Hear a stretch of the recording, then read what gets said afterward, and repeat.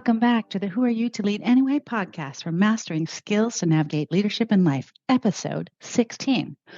I am so thrilled to introduce my guest, Cindy Ames, who brings over a decade of coaching, learning and development, and leadership experience for three of the largest senior living providers in the United States to her coaching practice, where she works with entrepreneurs, creatives, and corporate employees as a partner to help them unlock limiting beliefs so they can have optimal, abundant businesses and lives. We had such a great conversation that the time got away from us, to be honest. And even though I thought about splitting this into two parts, I made the decision that you as the listener could choose to do that for yourself, rather than having to wait for the great tips and actionable steps shared here today to help you as a new leader let go of hustle and grind and step into ease and flow. Who doesn't want more of that? So without further ado, let's get started. Hello, Cindy. How are you? I am so fine, Cynthia. How are you today? I am so good. Thank you so much for joining me on the Who Are You to Lead Anyway podcast. I'm very excited for this conversation. Thank you. I am as well. It's my pleasure to be here with you and your listeners. Absolutely. We're going to have so much fun. So I would love it if you would just take a moment and introduce yourself to the guests or to the listeners. We were just talking about this, how there are flubs on podcasts and how as a leader, we sometimes make mistakes. And that was me just doing one. So if you could just kind of share a little bit about who you are, where you are in this beautiful world, and a little bit about your leadership journey, that would be an amazing place to start. All right, fantastic. So I'm Cindy Ames, and currently in my role, I'm a mindset coach. I'm an instructional designer. I'm a training facilitator and a conference speaker. So I have my own business. And before I created that business, I worked in the corporate world for about 11 years. And I loved it. And I started in corporate, I started with a senior living company, and I was a sales trainer. And I thought I had my dream job. I loved it. I got to be in front of a group. I got to facilitate the material. It was so cool because people would walk away with actionable steps that would cause them to be successful in their roles, and they would achieve. And through their achievement, more seniors were served. So for me, it was this really big win-win type role. And through that experience, I had opportunities for growth. And so I became a senior living or a senior sales trainer. And then I moved to a company where I was the corporate director of sales training for the company. And then the final role I had, I was the national director of learning and development. So I was over all learning and development for the company. So I worked outside of just sales training. And that was really exciting because it was interesting to apply the techniques that I had learned through instructional design to other departments, like, for example, business, accounting, that I really had no background with. But it gave me the opportunity to work with a subject matter expert. And so I would bring in my leadership skills and working with somebody in another department and building those relationships. And that was something that was really key to me in my work, was building relationships. And so I got to do that in other areas and to see how I could apply, again, instructional design to other departments. And so that was a huge growth for me that I really enjoyed. I really love that. I'm curious about, there's so many things I'm curious about. Right. But as you went along your journey, what kind of challenges did you face? I think that the first thing, a couple of things. So one was the challenge of managing myself and my thoughts around all of the responsibilities that I had and time frames and all of that. And then as I grew and was given leadership positions, and what I find fascinating about that is we take an individual contributor who's very successful, and then we decide, okay, you're going to be a leader, but we're not going to give you any leadership or management training, right? That's just like boggles my mind to this day. Anyway, so going into my leadership positions, the idea that that eventually came to me was I don't need to know all the answers, and that's okay, right? I went in because I had been trained that there's this hierarchy, and if I was the leader, that meant that I should know everything, and I'm in charge, and I should be telling people what to do. And I learned that that's not the best way to be a leader. So those were a couple of things, the managing of the time and the managing of me, who I am as a leader, and how I grew were probably the first two obstacles I faced in leadership. Well, and I'm loving what you've just shared so much, because in my work with leaders also, I hear so often, but I'm supposed to have all of the answers. Yes. And the pressure that comes with not only thinking that, but also thinking that so much that then they believe that's to be the case. Right. And when you're not, when you don't have the answer, then there's something wrong with you, or there's a lack. Right? And then how do you go about fixing that? So there's a lot of, you can bring self-judgment and guilt and shame into that. And so we're layering emotional pain on top of, just simply not knowing because you haven't had the training. Right? Absolutely. Absolutely. And I think you also touched on something as you shared some of those challenges, which is, we often promote really good workers into leadership positions and are not always setting them up for the success that they could have. Yes. Right? Because even if, to your point, there are organizations out there who do not provide leadership training, and also there are organizations who provide, I'm going to use this like one size fits all organizational training. So everyone, this is the training that we get. Yes. Which is just interesting, because when you think about us as a human and who we are as a human and how we're all uniquely different, we put everybody through this same process, right? And expect to see something at the end that's just not what we need. That's my personal thought on that. And I'm curious for you, if you think about, the people that are listening to this podcast, which would be new leaders, they have potentially been those individual contributors that we've just talked about. They've had, high potential, et cetera. They've now been promoted in role. What do you wish you would have been told prior to accepting your own leadership role?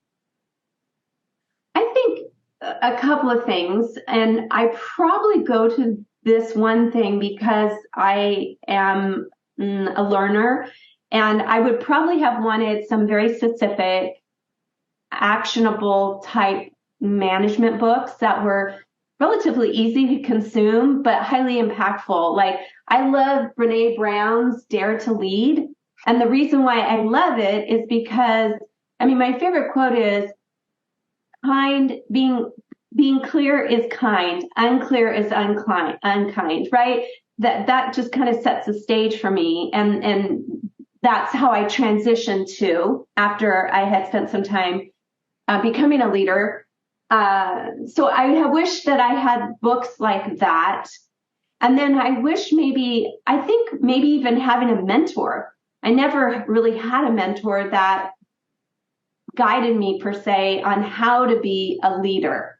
And I really do like the term leader rather than manager, because I think we all can be leaders. We don't necessarily need the title of.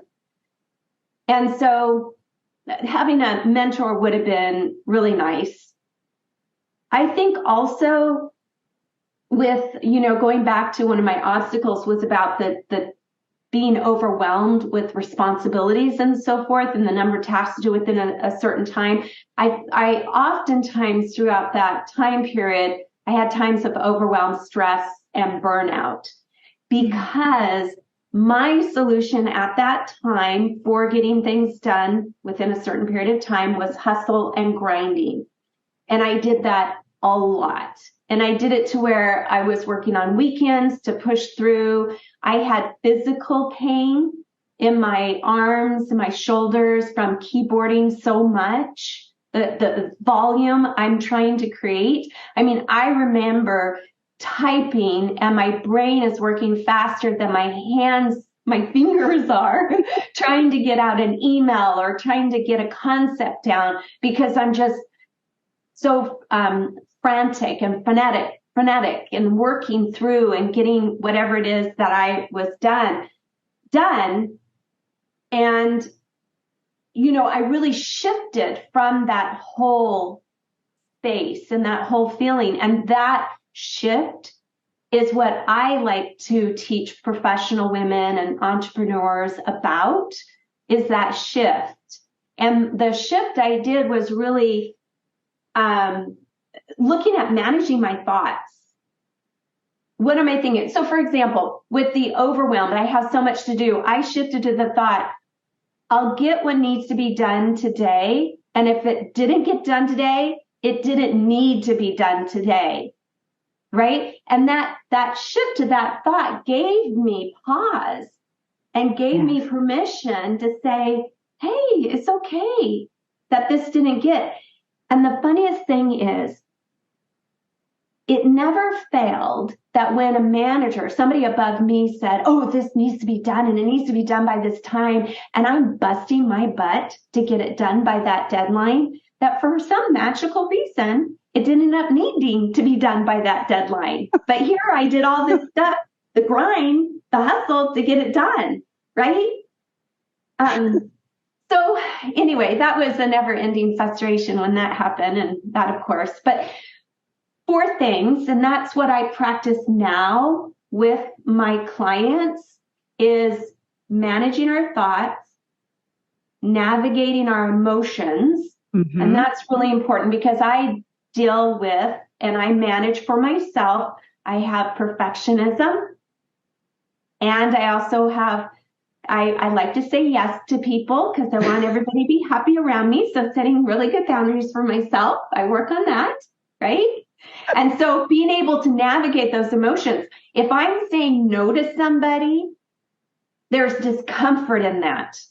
Yes. So either I take the discomfort in my no, or I take the discomfort when I say yes to them when I really don't want to, and I'm doing it anyway. Right? Yes. So where do I want to have my discomfort? I choose that. I can choose that. I didn't know that before.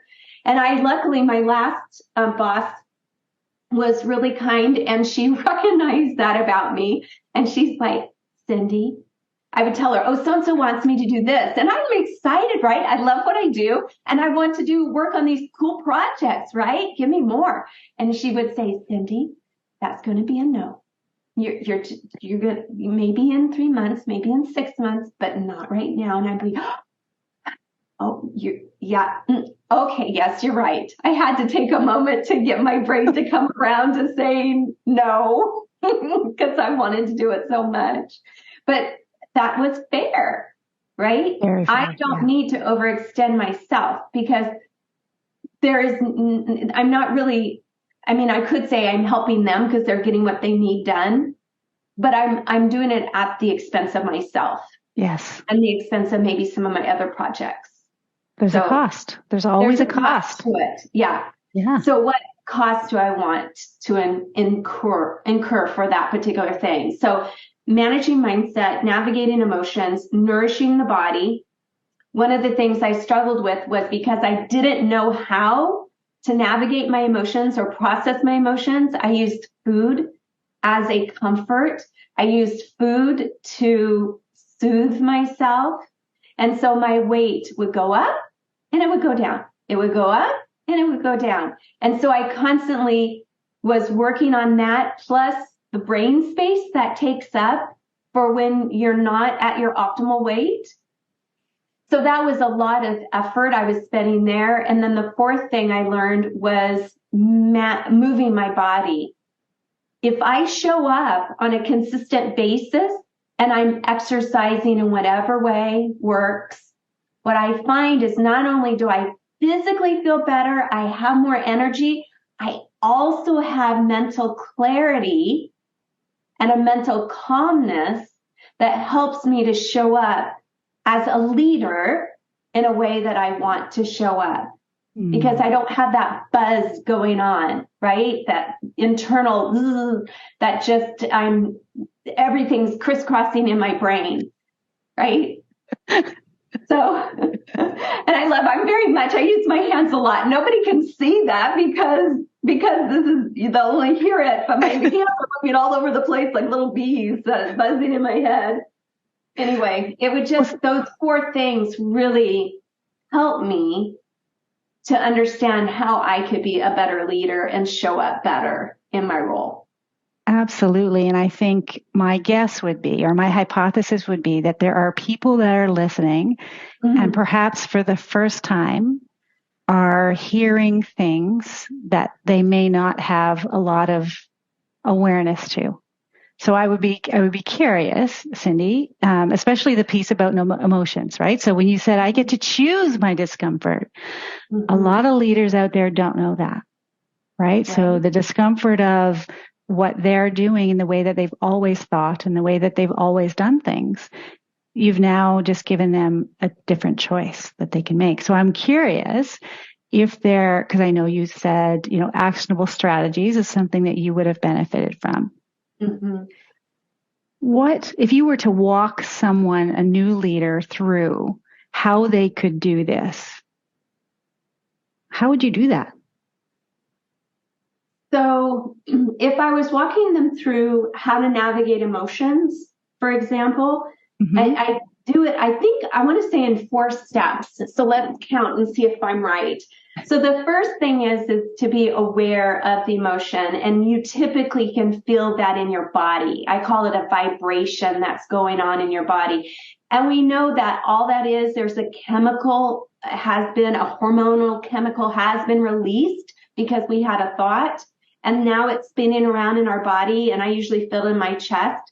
So I want to create awareness of it and name it. That's my first step.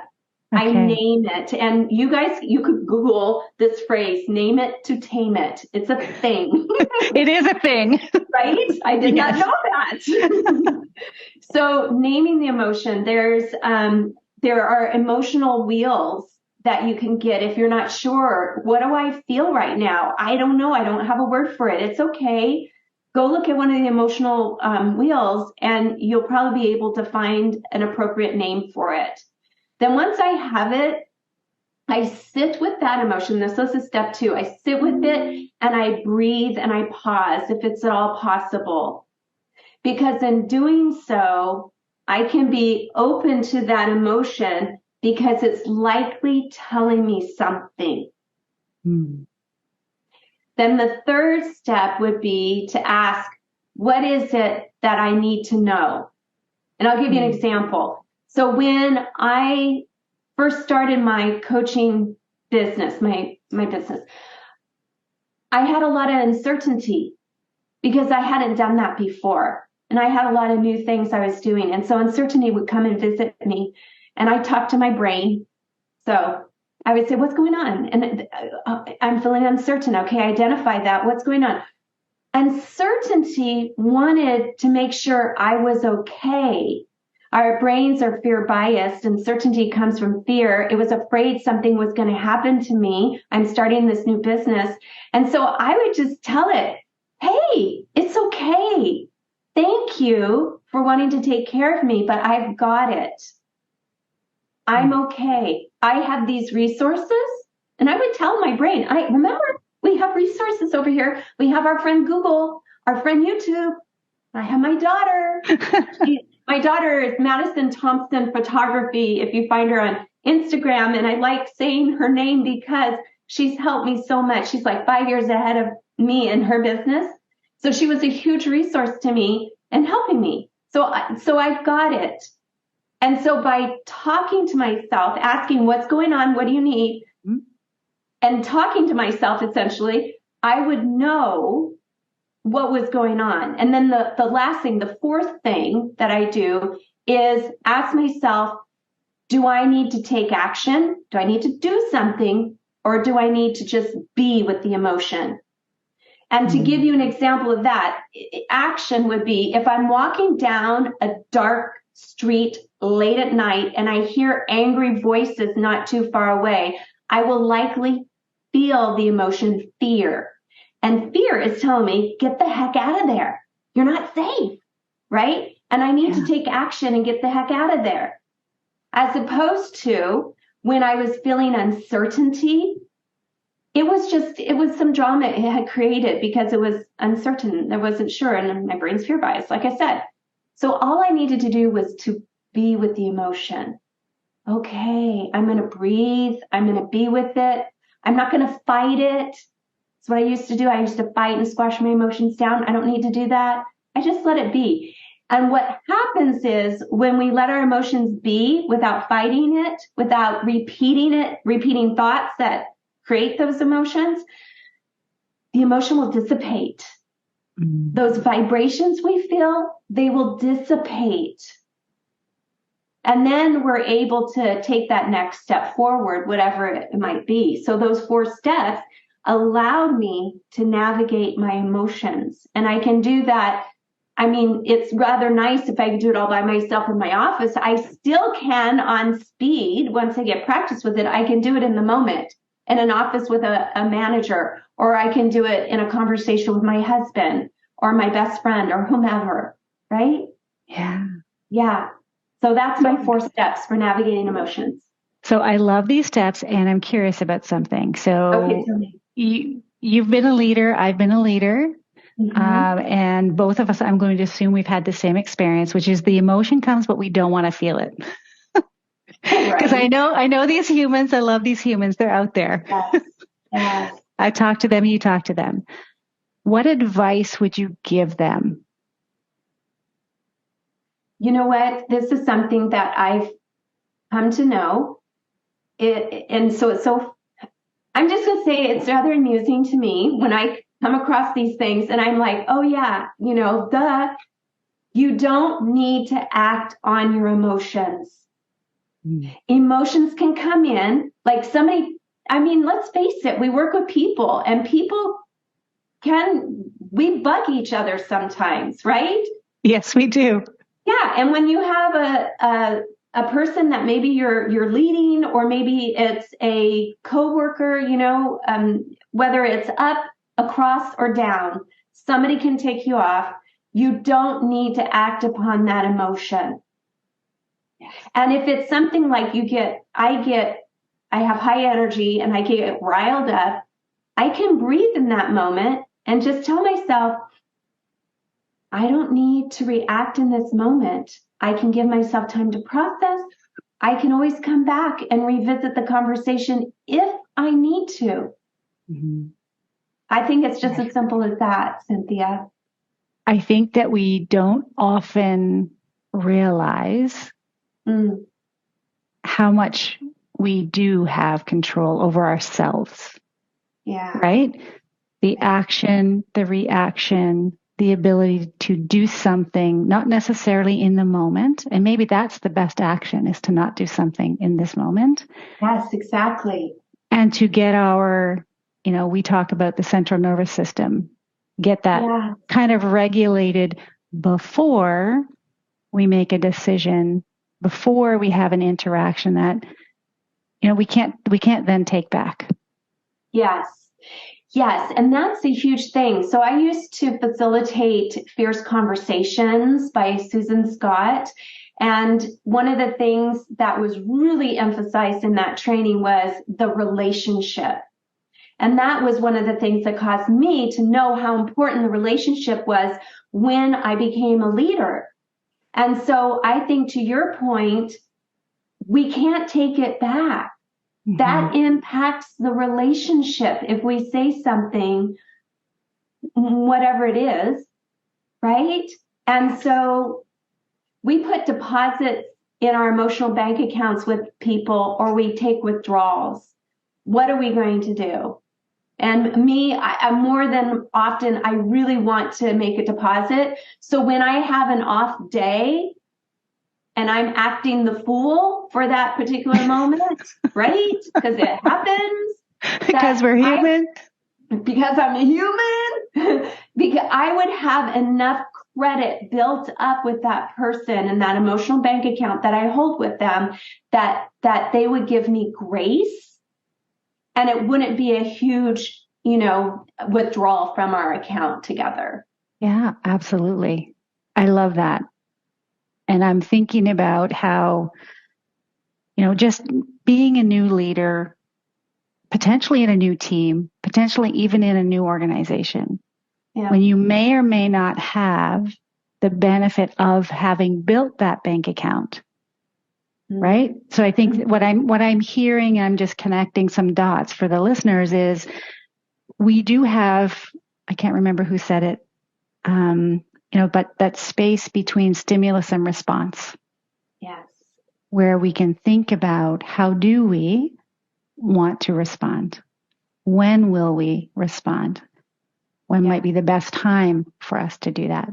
So I love very much what you're sharing with the listeners. And I'm curious about, the younger version of you who wanted to say yes to everything and who wanted to be able, and was striving for perfection. I think we might have some commonalities there, Cindy. Are there any tips that you would give to leaders who might be facing the same forces? The forces within themselves, yeah. Yeah. So with the boundaries and the wanting to say yes, my thing is always put in a pause. Oh, that sounds really interesting. I need to circle back with you to make sure I have availability to take on that project before I commit myself.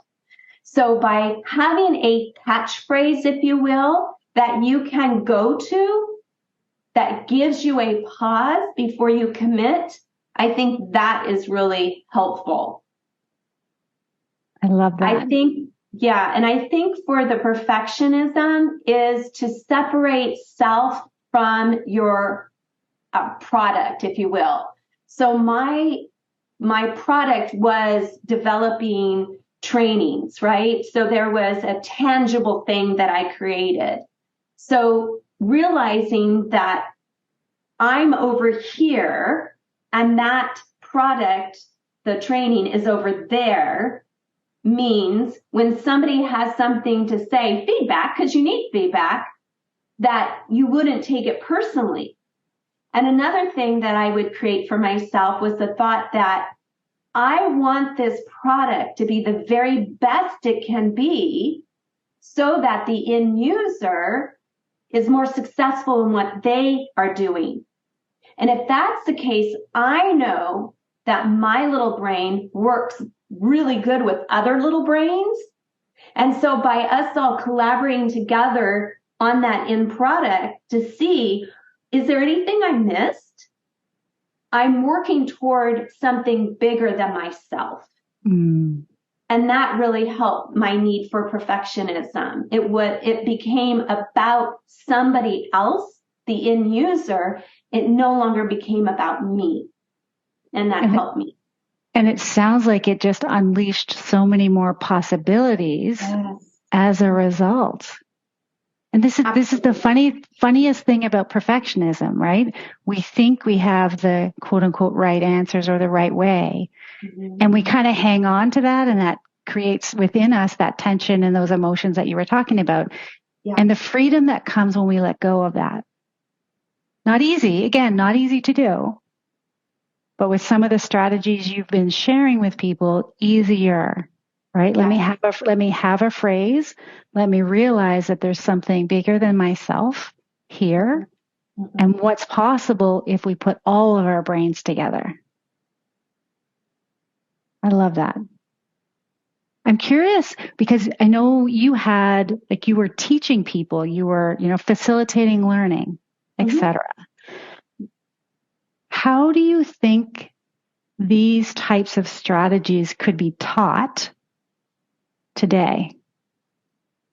Maybe you do that. I don't know. Yeah, well, funny you ask. I am going to Chicago. Was hired to do a 1-day leadership training that I'm building myself. And so a part of the component is one component is on mindset. So looking at the science of the brain is first, because I like having that for the people that really want to have, oh, is this science-based or is this, proven before I go into anything else, right? Some people are wired that way. Super cool. I got you back. So we go into neuroplasticity. We go into the motivational triad. We go into these things that are known about the brain. We examine them so that we can see how the brain works. Because when you know that, you could say, oh, no wonder this is happening, which is one of my favorite phrases. Oh, no wonder I'm showing up this way because X, Y, and Z. Okay, give myself some grace. So I do that. And then we talk about, I have a specific tool I use to help with identifying, here's a thought, here's the results you're actually getting from that thought.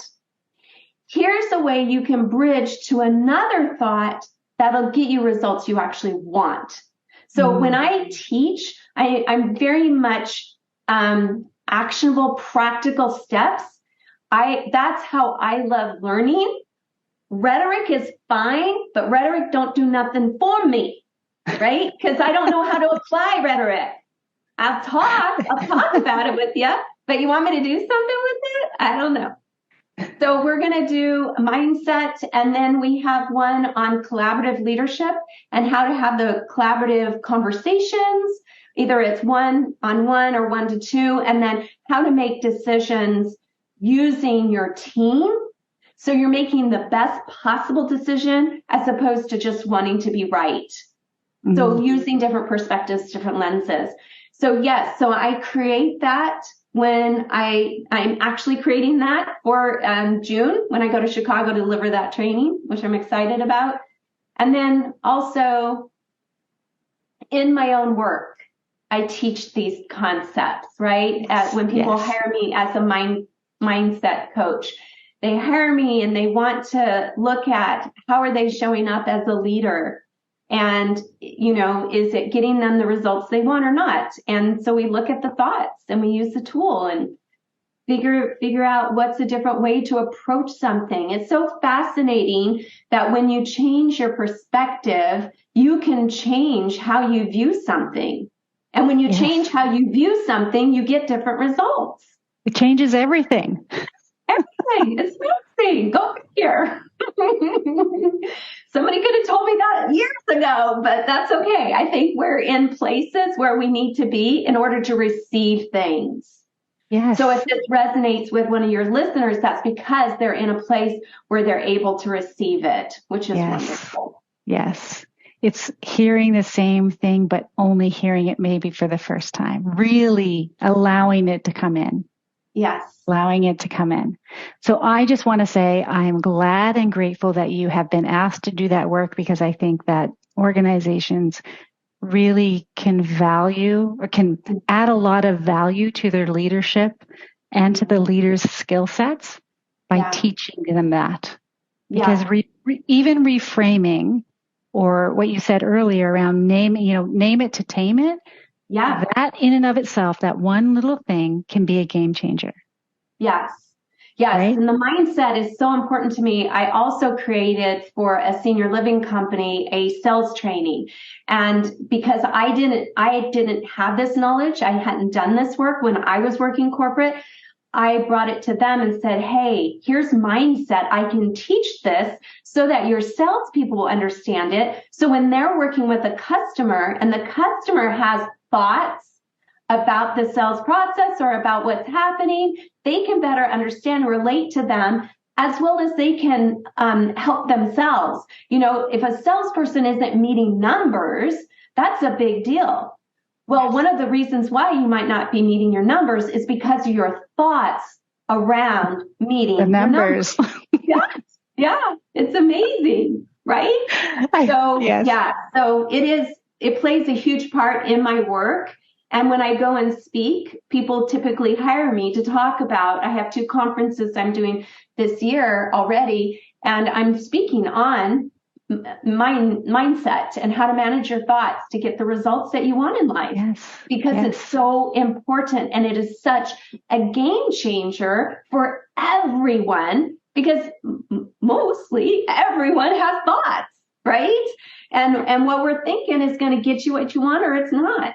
You're going to have an optimal life, or you're not, because of your thoughts. And you get to choose them. Yes, it's really that simple. Yeah, that was a huge thing for me. I get to think. I get to choose my own thoughts. What? Who knew? Well, now I preach it. Right? Yes, absolutely. And it's interesting. And I just want to add one thing to what you said, because there are so many, and you probably experience this in your business as well. When people come to you because they're having relationship issues or team issues, or, people who are reporting issues, etc. The first place to start is tell me all your thoughts about that. Because it's a great place to just unwind some of their thinking that they may not have even looked at. Right. Oftentimes we have things buzzing around in our head, and we've thought them through, but until we cognitively process them and they come out of our mouths, either verbally or we write them out on paper, we aren't totally aware of what we're fully thinking. Yes. And one of the best things I think for a manager or a leader to help them is, I always say we have our brain, and we have unlimited energy, and our brain can be taken up with, I call it brain drama. So if I am ruminating about a certain person and their aspect, or how they're showing up at work, or their performance, whatever, if I'm spending time on that, that's brain drama, I call it. And let's say that's 10% of my brain is being spent on that. If I let it go, meaning I either have the freaking A conversation with the person, or I write it out on a piece of paper, all my thoughts, I can take that 10% now that that's out of my head, and I can use it for something that will better myself, better my team, better my business, right? Yes. Let go of the brain drama. We don't need no brain drama. Everything helps or hinders. Yes. Right. Exactly. And it's kind of the little tick list of throughout the day. Okay. Is my thinking helping, or is it hindering me? Absolutely. Yeah. Cindy, I'm curious about something. As you kind of shared your career journey and you changed roles and positions, was there anything there? Like, did you find that there was a challenge that came up and showed up perhaps for you in each circumstance, or as you moved along your journey? Was there something that kind of kept coming back to you? Well, I think definitely boundaries and perfectionism. I mean, that is something that carried through all of my journey and my leadership. And I think that at each level, if you would say, of the journey, that there would be things that would happen that would cause me to reflect and say, oh, yeah, that doesn't work really well. I'm going to change that moving forward. So I really tried to pay attention to those landmarks or milestones, if you will, because that helped inform me as to how I wanted to show up as a leader. And one of the biggest things was the idea of not needing to know all of the answers to be a leader, but rather I am okay with what I know, and I will have on my team other people who have had other perspectives, other experiences, because together we can come together to serve the most. We can come together to produce the most, and looking at strengths even. I am really strong on, and this is why I'm good at instructional design, is because I'm good at the fine details. You need to have the fine details in order to be able to instruct people. And I work really well with people who are big picture because they have the imagination. They have the ability to create this really big picture that I don't do as well. And then they bring it to me and then I see it. I'm like, oh, look at this. And then I'm like, okay, this is how we communicate it. And then I break it down into chunks so that we can deliver that information in a way that's more easily consumable for the end user, for the learner, right? Yeah. I love that. So I think along my way is just learning more about myself and being exposed to different situations and, just that experience. I mean, I got to the point where I had worked on a team and I was a senior on that team and I managed a quote unquote, okay, loosely said, but I managed 2 other people. And there's this one person that just didn't like me. She didn't like what I had to say. And every time I said something to her, she didn't like it. So she'd go to the person above me. And she was a lot of drama, right? She was just a lot of drama. And so when I became a leader, one of the conversations I would have with everybody who I interviewed with was, listen, I don't do drama. I don't want drama on my team. So I'm really straightforward with how I communicate. And if I asked you to do an assignment and we have a deadline, I don't want to hear on the day of the deadline that you can't do it. I want you to come to me a week, 2 weeks ahead of time and let me know. It's no big deal because what we'll do is we'll work together to figure out how we can meet that deadline together. Again, it's no big deal. Just communicate with me. Let's save the drama. And then I hired people that were great working together because they bought into that. They bought into that idea because most people don't like the drama. Most people don't. Most people don't like that. No. And I also want to go back to something that you said around leveraging strengths. Right? So it's a beautiful story that you've shared around recognizing where you're strong, where they're strong, and how you can work together. Right? Because I know that it seems to be a concept that's not always as easy to do as it is to hear. When I say, like, you don't have to be strong at everything. Bring people around you. Leverage the team that you have. Find out who's good in areas where you're not good, so that together as a collective, you have what you need to get what you need to get done. Yeah, absolutely. There's a book called Strength Finders, and I know we had gone through that book as a team. I've heard the gentleman who wrote it speak. And one of the things I thought was really fascinating about it was the idea where you emphasize strengths. I think that growing up, we emphasize weaknesses. How are we going to fix this weakness, right? And so some of that can carry on into the corporation. And I really walked away from that thinking. I was of the opinion, let's look at all of our strengths and maximize those strengths. And by doing so, somebody's strength's going to cover my weakness. It doesn't really matter that much, right? But if we all work on our strengths, we're all leveling up. We're all working at a higher level. Yes, absolutely. All the things, right? And it's also in areas where we feel energized to do so versus focusing on something we just, quite frankly, don't like to do. Yes, absolutely. We have more energy. We have more flow. We have more ease. Those are big words for me, flow and ease in my work. Because remember, I used to do hustle and grind.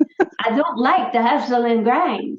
I want the ease and the flow, right? And so if I'm working within my competencies, I have confidence in myself, and that manifests out to other people. Leaders, you have heard it here first. You can give up the hustle and grind for flow and ease. Yes, you can. It's just a choice. Absolutely. Because those are thoughts. Those are ways of being that you can change if you change your thoughts about what needs to happen. Absolutely. I love it. Okay. I'm having so much fun with this conversation. This is good. And I'm curious for you, what advice would you have for someone who's brand new to leadership?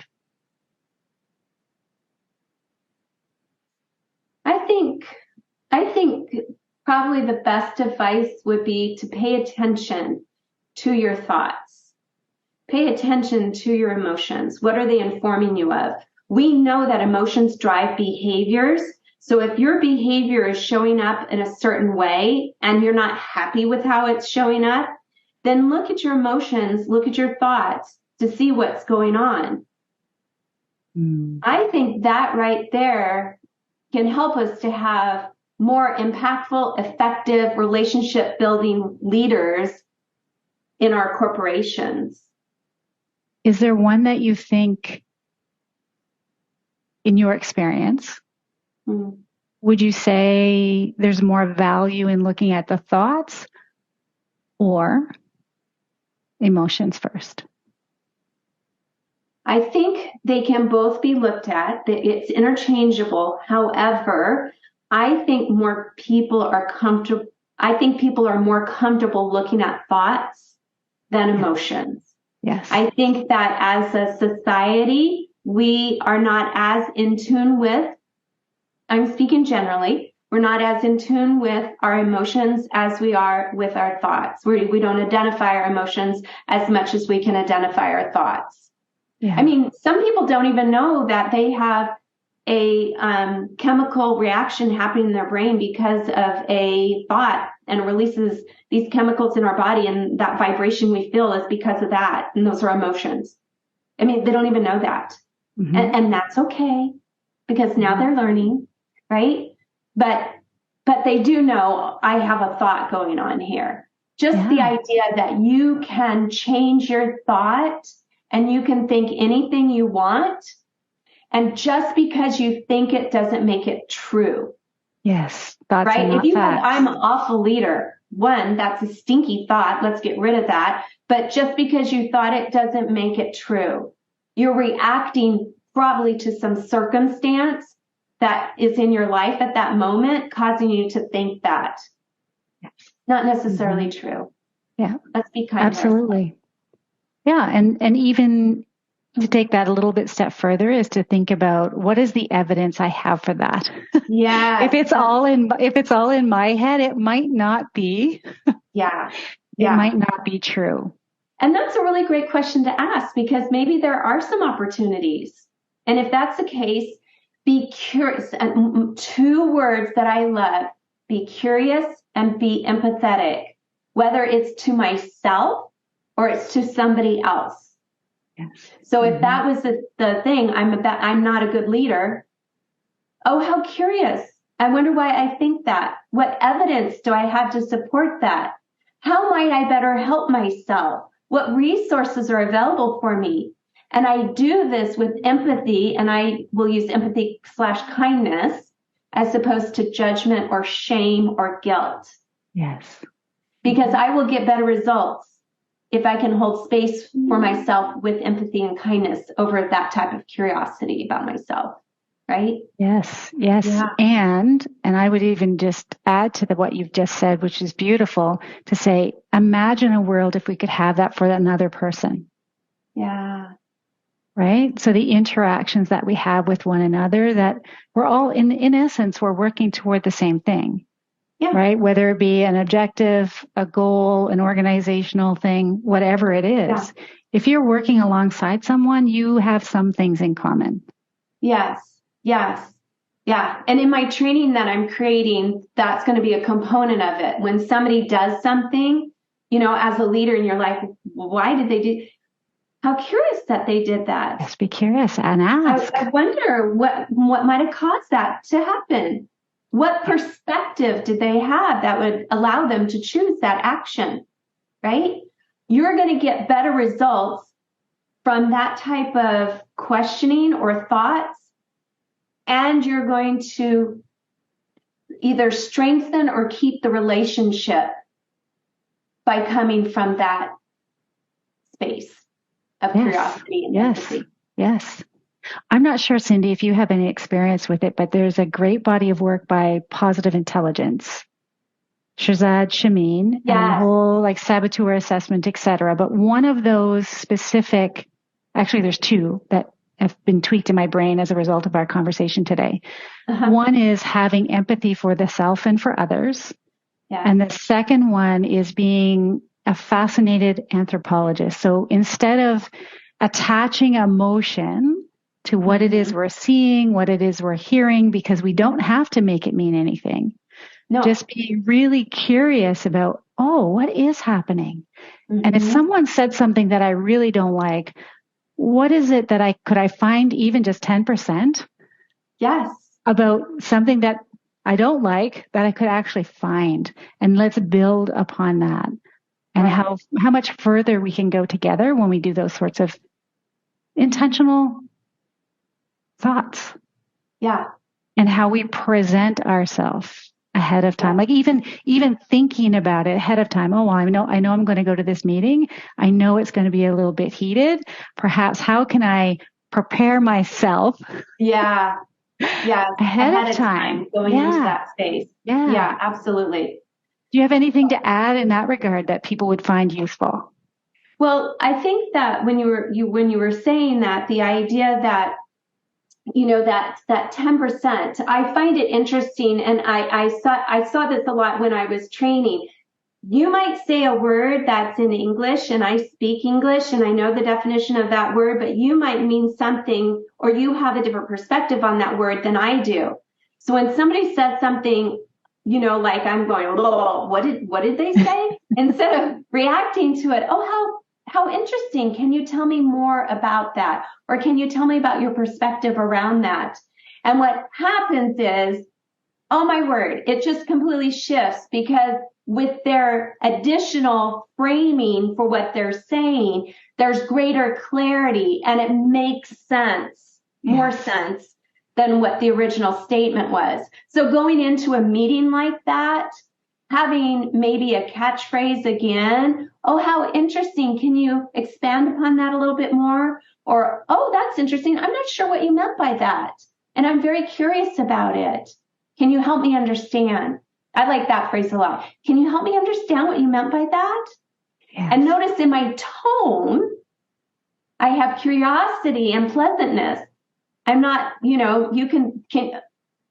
I'm not feeling any hustle. That? I'm not feeling any hustle there either. Yeah, no. It's just this gentle, how fascinating. Tell me more. I'd like to know how you see this.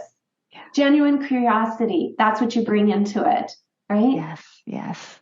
I think the world could use more of that. Absolutely. Okay. I'm curious about, so we talked about your formula for optimal living. Mm-hmm. How do you think new leaders can go about, and now I'm making an assumption. Okay. But if I were listening, I would want to figure out for myself, how can I create a practice of this? What do I need to do on the daily to set myself up for success? How would you respond to that? Absolutely. Okay. So if we took from the top, the four areas, I call them 4 pillars for the formula for living optimally, because I made an acronym. It says FLOW. Do you get that? Oh, I love that. L-O. I really want that flow in my life, I'll tell you. So I would suggest that they have a notebook of some sort, and they just have what I call a thought download on the daily. And they just write down all of their thoughts about what happened that day, get anything out of their brain that particularly that they're ruminating about, so that they can have some ease in their life. Then what they can do is they can go through and they can utilize, I have a tool that I use, the CTFAR, which is circumstance, thoughts, feelings, actions, results. Anyway, they can have a coach, explain that. They can go deeper with that. But by getting the thoughts out, they can look at what is really bothering them and they can identify the thoughts, and then they can use whatever tool they have to change the thoughts. So I would start with that. Then I would look at utilizing, I described the 4 steps for managing those emotions. Try applying those in their life. Look at the food that they're consuming. I call it nourishing your body. And I really chose specifically that word nourish, because so much of our culture is around a diet culture so that we look a certain way. And I don't care how much somebody weighs. What I do care is, do they have an optimal weight, a weight that serves them well? That means that they're healthy, their blood work is healthy. If they want to get on the floor and play with kids, they can get on the floor and they can get up. If they want to take a vacation, they can walk, right? That their body serves them. So with that being said, what are they putting into their body to nourish it? And I always start with how many plants are you eating? Because we know that we get a lot of nutrients from plants. And then the second thing, how much whole foods are you eating? And then after that, I'm looking at, are you consuming a lot of processed food? Okay, if you are, that's going to impact how you feel. And for example, my team, so I used to travel a lot, and I'd meet up with my team for work, and my team would know, other people are coming from the airport, and I'm with other team members. We're going to be late. Get Cindy a candy bar so she doesn't get hangry. They knew I needed to eat on certain time frames. And the reason why I had to do that was because I wasn't nourishing my body in the way it needed to be. I had a lot of processed food. I was eating a lot of snacks and candy and that type of thing. And that was like quick energy, but it was a spike and a drop, a spike and a drop. And what I talk about is enabling you to have consistent, sustainable energy over the day. Like I eat breakfast. I don't eat lunch until 2:00 in the afternoon, because I have that, the foods that I'm choosing sustains me through that time period. So again, looking at whole foods, plant-based foods, lean protein, high quality fats, and then going into moving your body. Moving your body, not to necessarily, I want to look a certain way. That's a shift a lot of people can make, but rather moving my body so I am taking care of it. My bones, my muscles, my heart, my lungs, my brain. Because when I move my body, I get mental clarity. When I move my body, I can dissipate some of if I'm having a hard time with something, right?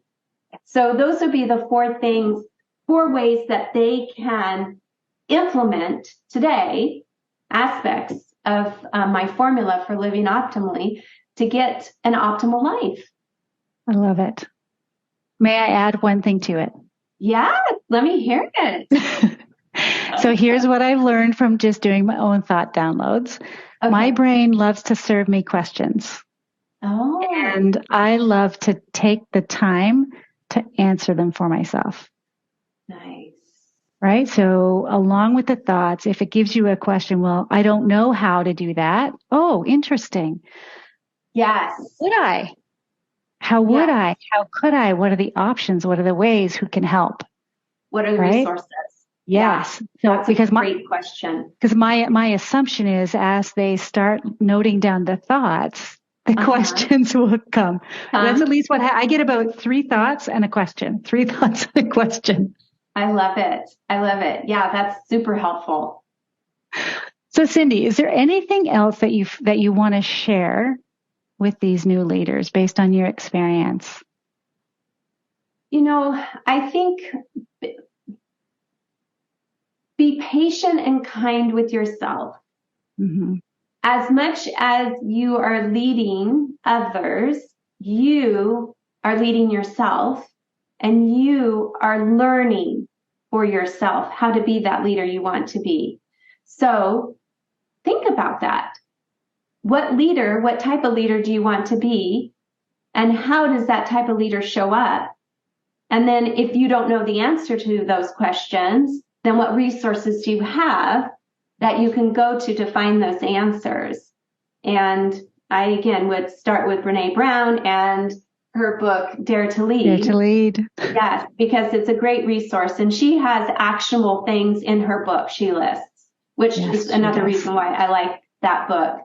But yeah, the biggest thing I think is be kind and be patient with yourself, because I know for myself and with my other leaders on my level, that was always a thing, you know, oh, I got to get this done. And this is, you know, there's a lot of that. And we're humans, really. We don't, work is to serve us. We don't serve work. So, and in that, I fulfill a purpose. One of my purposes is to serve others. I do that through my work. So instead of work being antagonistic to me, how do I flow in my work, and how do I share what I know in my work with others to better their lives? I love that. And again, I'm just going to say we need more of that in a leadership capacity, right? Yeah. Less hustle and less grind, more humanistic, compassionate, kind. Let's get there together. We're better together. Yes, we're so much better together, really. So much. Yeah. So Cindy, what's next for you? You know, it's building my coaching business is what's next for me. I do one-on-one coaching, which I love, and have wonderful people, clients that I work with and serve. And it's amazing I love seeing their brains, right? I love seeing, it's really hearing, I can't see their brains, but you know what I mean? It's like hearing their thoughts. And in that, I can hear their paradigms. I can hear their patterns of thinking, and people who are ready to change and to take on themselves. It just is a beautiful thing to see. And I get to witness that. So managing and growing my one-on-one business, I am developing, I use flow in my one-on-one business, but also I'm developing a group coaching program for flow. And so that'll be another way I can offer it to people. And then growing my other aspects, you know, speaking at conferences and doing trainings and building trainings for other companies. It's really exciting. And it's something I didn't think would be possible. I didn't know this was available to me. And what's fascinating is so I got laid off in 21. And we had a series of layoffs. I was in senior living, like I told you. And of course, with COVID, we had not as many communities and so on. And so we had a series of layoffs all in 1921. How about 2021? And so, you know, I remember thinking that year, I am so bored. I did all the things. I did all the things I wanted to do at work. I'm just so bored. The universe listens to you, people. Yes, it does. Get out there. It listens to you. And so I was laid off in September, and I was already going through my coach training by that time. And I just kept on going and got certified. And September, like 7th or 9th, I was laid off. And by January 1st or whatever, I had created my own business. I love it. And I haven't looked back. It is just so fabulous. Yeah, absolutely. And I think one of the things I did not touch on, and I'm going to now, is how we know each other. Yes, please do.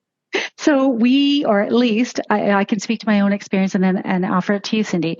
But I joined the Coach Lab in, I believe it was March of 2022. Mm-hmm. And that is where I met you. Yep. So completely virtual. And here we are doing this podcast. Yes. And you are absolutely correct. The universe does listen to you. So leaders, when you're out there and you're thinking about what's next for you, again, your thoughts are powerful. Yes, they are. Choose wisely. Yeah, absolutely. Choose wisely. Well said. So Cindy, where can people find you should they want to connect with you? Yes, absolutely. And I want to share that I have a freebie available to all your listeners. It's Managing Your Mindset Workbook. So it shows you, it gives you a format. The tool is in there. You can write down all your thoughts, shows you how to put it into the tool, how to create a bridge thought, how to get a new thought that's going to serve you. So that's available to you guys for free. All you have to do is go to my website, which is www.cindyames, A-M-E-S, coaching.com. So just go to my website. You can get that freebie tool. And if you're available and on Instagram, if you would follow me, that would be great. You can get inspiration, motivation. And I'm at Cindy Ames Coach. There. Yes. And you will get inspiration and motivation because I have seen your reels. Conversation for another day. Yes. And I would also say it's Cindy with a C, not an S. Yes, because we have our dear friend Cindy Warren, who's with the S. So yes. Cindy, and Cynthia. Yes. Just amazing that happened. So I'm going to try and recap a little bit about what I've learned from having you on the podcast as a guest. So the first thing was we don't have to have all the answers, and actually it's not possible that we do. Yeah. If you don't have a mentor, find one. Name it to tame it. Take a break, take a pause. Ask yourself, what is it that I might need to know from an emotion that you might be feeling? Mm-hmm. Have a catchphrase if you're feeling like when someone is asking you to do something and your plate is already overfull. Think about a catchphrase that can give you an opportunity to think about the request. Don't take things personally, especially if you have a perfectionistic tendency within your body. Mm-hmm. Pay attention to your thoughts. Look at the emotions as well. And add some flow. Yeah. You can kick the negativity, kick the hustle and the grind out. And really kick it out and bring in some flow and ease. Anything I missed, Cindy? Oh, that was brilliant. Thank you Awesome. Thank you for listening. You summarized everything so well. I appreciated this conversation and you so much. And on behalf of everyone that will sign up for your workbook, I'm sure they will find that really valuable because it's a great tool and an actionable strategy. So I just thank you for that. Oh, you're so welcome. And thank you for having me on, Cynthia. You're very easy to talk with, and that made it really fun. I love that. I really do. Who knows where we'll go from here? But you know what? This has been a really wonderful pleasure. Thank you again. Thank you. You're welcome. Thanks for having me.